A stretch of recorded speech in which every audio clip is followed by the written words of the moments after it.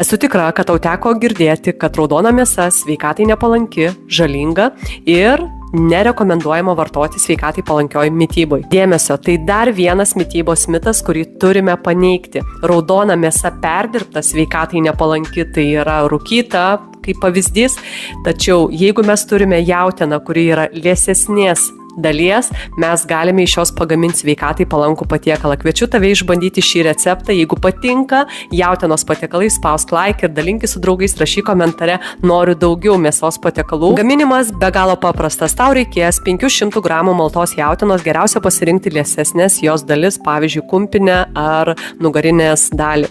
Įdėti vieną žalią bulvę sutarkavus per smulkę burokinę tarką, 2 kiaušinius, mėgstamus prieskonius. Aš dėjau česnako granulių, rūkytos raudonos paprikos miltelių, džiovintų petražolių, druskos, pipirų ir viską gerai išminkiau ir dėjau į karštą oro gruzdintuvę.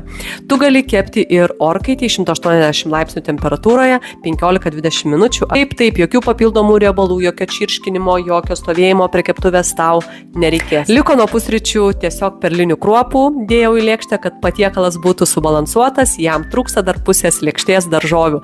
Pasigaminau salotas, kurios be galo rudeniškai skanios. Tai yra mėlynas ir baltasis kopūstas bei morkos, įdėjau citrinos ir kitus ingredientus, skaityk aprašyme, ką aš sudėjau į šias nuostabes saldžiarūgštes kopūstų ir morkų salotas. Ir tikiu, kad noriu išmokti gaminti skaniai, sveikai ir greitai.